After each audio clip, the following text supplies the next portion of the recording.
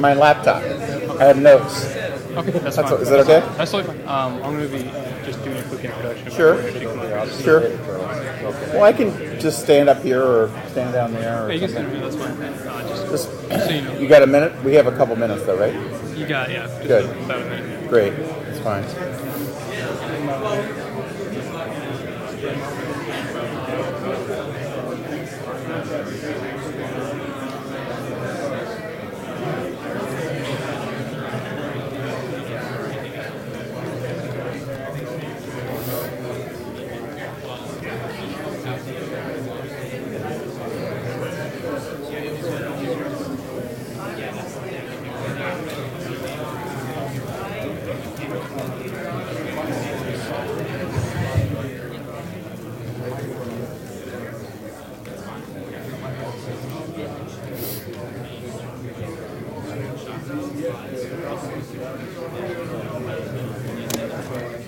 Thank you so much.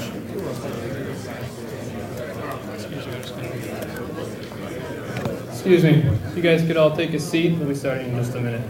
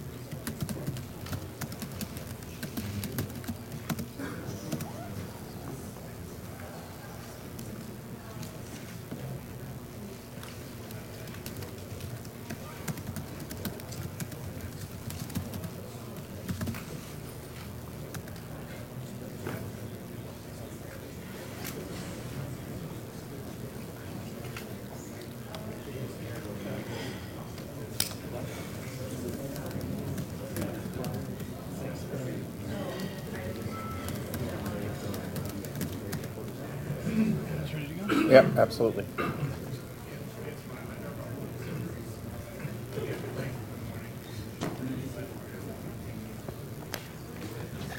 Hello, welcome to NewSpace 2010. Before we begin, I'd just like to remind you all that all the talks will be taking place in this room. The breaks will be taking place in Apex, which is also where the exhibitor hall is, and lunch will be right below us in Quantum 1. As you know, today is the first day of NewSpace 2010. We'll be focusing on the business of NewSpace. Trying to get people to come in. Tomorrow we'll be focusing more on the technology side, and on Sunday we'll be focusing on the future of NewSpace. Our first speaker today is a SFF co-founder and president of PoliSpace, Jim Muncy. Thank you.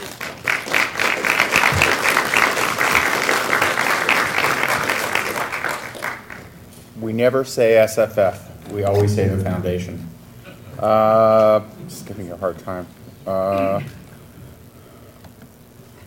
So you'll apologize. I'll apologize for using my laptop to speak from. It's just faster and easier that way. And some of us don't work for Lockheed and ATK, so we don't own iPads yet. That's to all my little young friends in the audience who have iPads already. I have a mortgage, okay, you know. So, as I understand it, I'm supposed to talk about where does the new space industry currently stand and where is it likely to go in the future. At least that's what's in the program. Now, I have no idea why they asked someone from Washington, D.C. to talk about that. I especially don't understand why they asked someone from Washington, D.C. this week to talk about that. If there's one place in the universe that is probably not expert or thinking clearly about NewSpace, it's my hometown, D.C. I was actually born there. I didn't move there for the power trip and to work for the government. I just started there. So let's recap the last year, since we were all here at Ames last year. We had the second successful Falcon 1 mission, this time for a paying customer. We had the incredibly exciting Lunar Lander Challenge with the neck and neck, and then the last-minute, last-ditch victory by Maston over Armadillo. We had Boeing Aerospace, one of the largest traditional U.S. aerospace companies, emerge as a strong contestant in NASA's Commercial Crew Development Program. And we had them announce a partnership with Bigelow Aerospace in pursuing that NASA business. We had Armadillo elsewhere succeeding incredibly, demonstrating methane propulsion and other technologies for NASA's Johnson Space Center. Not always seen as to put it in Bruce Pittman's words, the friendly front door to commercial entrepreneurs. We had NASA awarding $50 million in commercial crew development risk reduction contracts. We had the rollout of Spaceship Two on the recent first captive carry flight. We had X-Corps' application of piston pumps, which it's been using with kerosene and liquid oxygen, but now to cryogenic hydrogen in partnership with the United Launch Alliance, which means that you could see X-Corps piston pumps on upper stages that launch billion-dollar satellites for the National Reconnaissance Office. That's exciting. We have SpaceX's incredible Falcon 9 test launch a couple months ago. But as much as all of these technical and business achievements were great things that have happened over the last year, and I'm sure there are ones that I've missed, and I apologize for those, there was a much bigger breakthrough for NewSpace over the last year, and for us, we who were committed to an open frontier in space. As you know, my boss and my friend Jeff Grayson, who is an advocate of the Space Frontier Foundation, was able to serve on the Augustine Commission last year. And at the very first meeting of the Augustine Commission, they decided why it was that America should be sending humans into space, why it was that we had a human spaceflight program and investment in the United States in the first place. Because they wanted to answer that question and then base everything else they did on that assumption of what the goal was. Okay?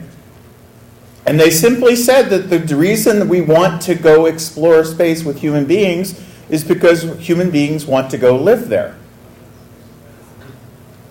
Now, that isn't a radical statement inside this room.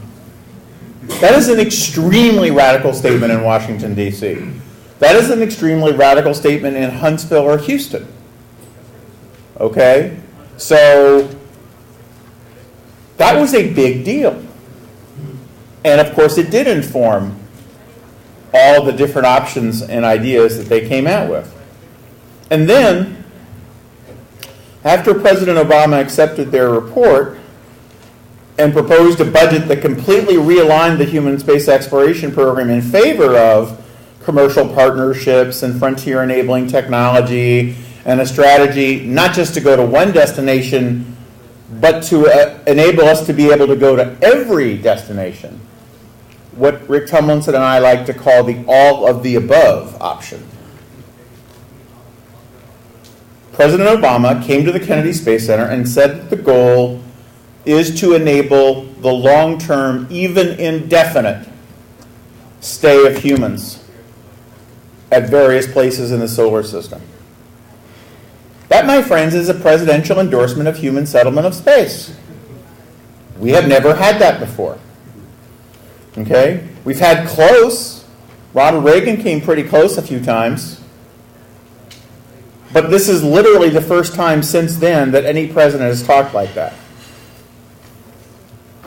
Now, there are a number of reasons why the past 9 months or so have been painful to those of us who are committed to positive change in our human space endeavors. And for some of us, the pain has been physically and personally experienced, myself.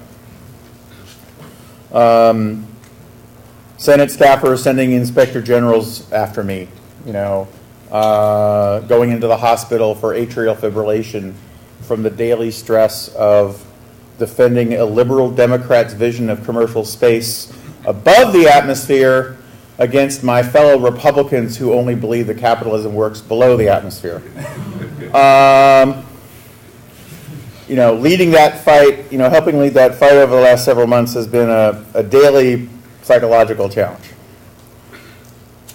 And of course, there's the hysteria and the false claims and the blatant lies of the status quo defenders. That's been very draining and downright disappointing. People who really have no business saying some of the things they've been saying. People who have not even been fighting in their own constituents' interests. I mean, it's all very well to understand why a senator from Alabama or Utah or someone somewhere might fight for a certain perspective or a certain set of priorities that would benefit their districts or their states. That's understandable. But when they don't even reflect their state's interests, when they do things that send jobs and destroy job creating opportunities and send programs elsewhere as part of some attempt to come up with a political compromise that all it does is slow down progress, that's confusing and disheartening. And we've seen that in the last 2 weeks. The good part is that the fight isn't over. And arguably the real fight hasn't even begun. And that's what brings us here this weekend. By the way, I have never been so happy to get out of Washington, D.C. and come to a Space Frontier conference. I mean, of all the weeks, this has just been really pretty bad. And I get off the airplane yesterday in Denver, and there's 23 emails from people who are in the markup, the House Science Committee authorization bill, telling me how bad it is, and with quotes from congressmen saying completely nonsensical things. I'm just really glad to be here, and I'm very glad to be here with all of you. But the reason the real fight hasn't been joined is because up until now, the debate has been really about some fairly stupidly simplistic arguments. It's been about government versus commercial, as if you don't need both. Okay? About new space versus old space, as if you don't need both. You should remember, the foundation isn't for new space because new space is good and old space is bad. We're for new space because new space offers the opportunity of being an efficient and creative engine to work with old space, which I hate the term even, okay? More establishment, traditional space, to change the game and make many, many, many more things possible for all of us. The real fight is between what I would call, to lapse back into my Republican leanings, a white-collar welfare state space program and a frontier opening, settlement-enabling, future-changing space strategy and space vision. What's been missing from the debate is us. Not that we haven't been participating and fighting and engaging in the media battles and calling for Ares 1 to be canceled since last fall, as we have been very actively. What's been missing is that what's at stake isn't just short-term jobs. What's at stake isn't just, when we get to the moon and how many astronauts get there. What's at stake isn't just what kind of rockets we use, whether it's rockets that are made in Utah or rockets that are made in Decatur, Alabama, or rockets that are made in Hawthorne, California.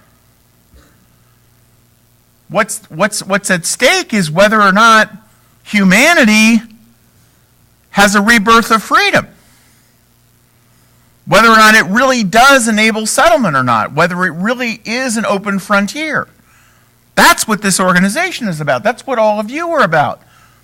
Coming to this vision from whatever direction you come. From whatever history and background and set of personal values and personal ideals that you bring to this. And enrich the conversation coming from there. That's what's at stake. It's whether or not the human species breaks out of its cradle. Not in a simplistic, symbolic, let's send a few people way, but thousands and then millions migrating into space. That's what the Augustine Commission said this was about.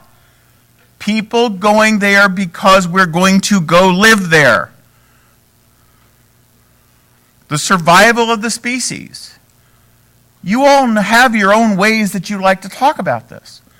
But that's what's been missing. I mean, it has been ludicrous to hear congressmen talk about America competing with China by replicating technology that China invented 800 years ago and polishing up that technology and just using it a little bit better.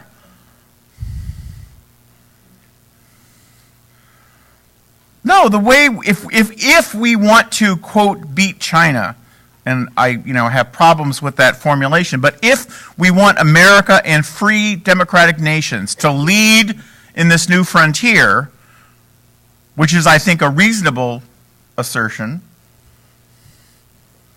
maybe we should apply freedom. Maybe we should apply free enterprise. Maybe we should actually go for and reach for the goals and the principles that we stand for.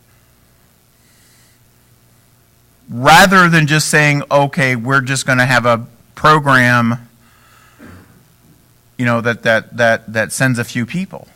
That's what's at stake here. That's why this fight is so depressing to me, because they're talking about a few astronauts and whether sainted astronauts can ride on rockets and spacecraft that are built by heritage aerospace companies under fixed price contracts, or heritage aerospace companies that can be built under cost plus contracts. That's literally what the fight's about. I mean, ATK and Lockheed love to say this is about SpaceX. It's not about SpaceX. It's about companies like the United Launch Alliance and Boeing and others getting to act like the commercial companies they are in other spheres. In space. That's what we want. America can't lead anywhere if we're un-American. If we give up what we're about. If we aren't demonstrating and utilizing the best of us, not just taxing the best of us in order to pay for a symbolic assembly of pyramids and cathedrals in orbit. Or worse yet, pyramids and cathedrals in politically useful districts that don't actually ever send anybody to orbit. So, what's missing from the fight is the vision and the perspective and the principles that we in this room share. So, at various times this weekend, we will hear things or get into discussions about what it is we can do to make a difference. What businesses we can start, what policies we can advocate, what actions we can take. What I ask all of you is, bring that to bear. Bring your vision to bear. When you talk to your congressman, and yes, you must talk to your congressman. I'm sorry, I know it's hard. But when you talk to your congressman, it's not about just jobs. It's not just about a space station or the gap. It's about whether or not we unlock the species, unlock the planet, and save the planet. It's about the big stuff. And that's what we need to engage in. That's what we need to go fight for. Because if that's the fight we're fighting, we can't lose.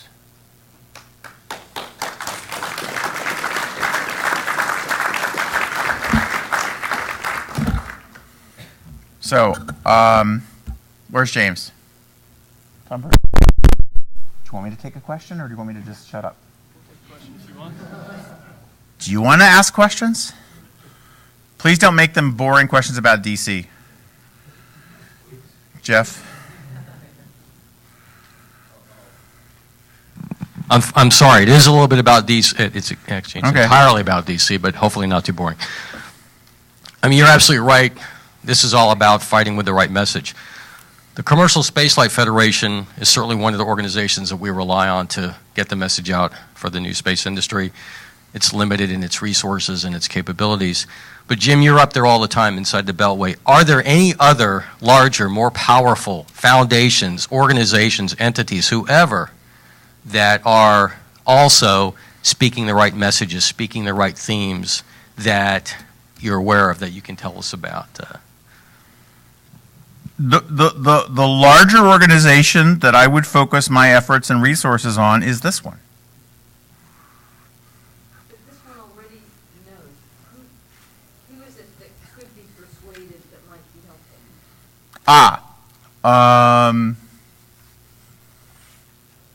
If you're a small businessman, get in contact with the Chamber or the National Federation of Independent Business.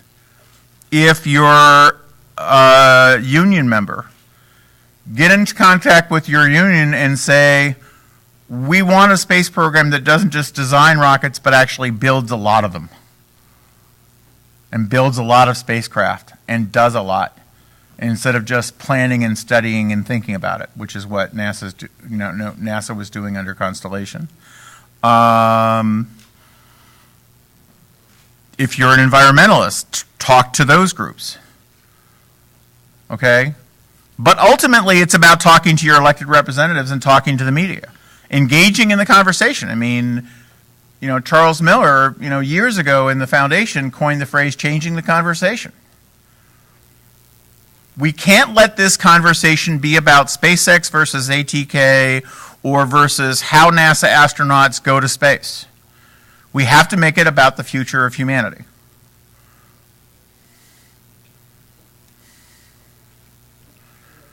It's hard to, it's difficult to stimulate entrepreneurs to step up and build new rocket infrastructure if there aren't customers waiting. How do we get how do we get NASA or DOD to step up for the next airmail service? How do we stimulate demand to get the infrastructure to enable human settlement? Boy, are you setting up the next panel perfectly. So the next panel is about NASA's Commercial Reusable Suborbital Research Program, which is exactly that. So I'm going to get off the stage and let them get started. But no, that's part of it. NASA buying services for crew and cargo. They're already doing cargo to ISS commercially. I mean, they should open that up and invest more in additional concepts for delivering cargo to station. They should embrace Bigelow and other private space stations to expand the marketplace. But they should, open up the spigot for human beings to go to ISS. I mean, I'm glad everyone agrees that we shouldn't just throw humanity's first permanent space station that is a multinational facility into the ocean 6 years after we finish building it. I guess that's a breakthrough for Washington, D.C. Okay? But it is insane that we are limited in the quantity and the frequency for human beings to go there and use it. The reason we need commercial crew isn't because it's morally superior to Orion and Ares 1.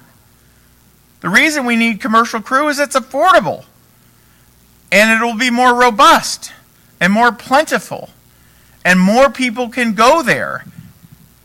I mean, I have this crazy notion that after Gary Olson and I formed Scientists for a Manned Space Station back in 1984 as an instant virtual, what we would now call a virtual organization of big shot scientists to go fight for the starting of Space Station, what became Space Station Freedom, okay, that we should actually use the damn thing. And why? Because it's our first home up outside the Earth. It's our first city in space. It's our beachhead. Why would we not want to go there? Why would we not want to do as much as possible there to figure out what's worth doing up there? We have no idea. Yes, there may be some microgravity technologies and sciences and other things that are beneficial, but we don't know. We haven't spent enough time there. Most importantly, we haven't sent... Oh, I'm really going to get in trouble now. We haven't sent enough people who aren't lobotomized there yet. Boy, I hope we don't lose our NASA grant for that. Okay? We need to send actual scientists there. We need to send entrepreneurs there. We need to send people who can, or not send them, we need to enable them to get there. It's what opening the frontier means. Enabling access by everyone. Because the beauty of a free society is not how well organized we are and how great we plan things. It's that chaotically free people will just naturally go and figure out what they can do to make a buck or learn something interesting. That's our culture. That's our civilization. And we're either expanding it into space or we're not. If we're not, then it's all talk and a waste of money and time. If we are, then let's get serious about it. And the problem with Constellation wasn't the technical design, wasn't the cost, wasn't the unsustainability, wasn't the impracticality of it.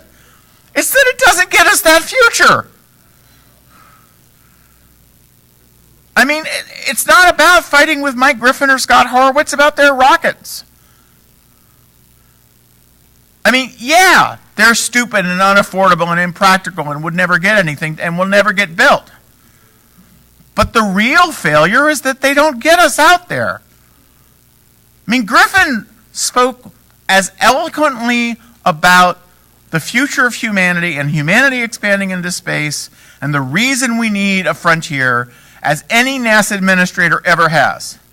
And then he managed a program which absolutely destroyed that possibility. That's the tragedy of Mike Griffin. So, I just want to close with this. Everyone in this room, except perhaps in my case, brushes the hair of the person who has the answer. Everyone in this room brushes the teeth,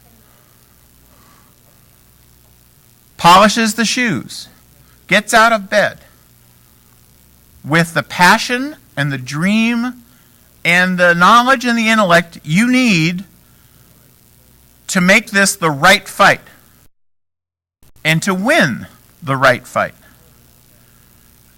Let's figure it out together this weekend, and then let's go back to our various and sundry real worlds, in my case, my unreal world of DC, and let's make it happen. Thanks very much for coming.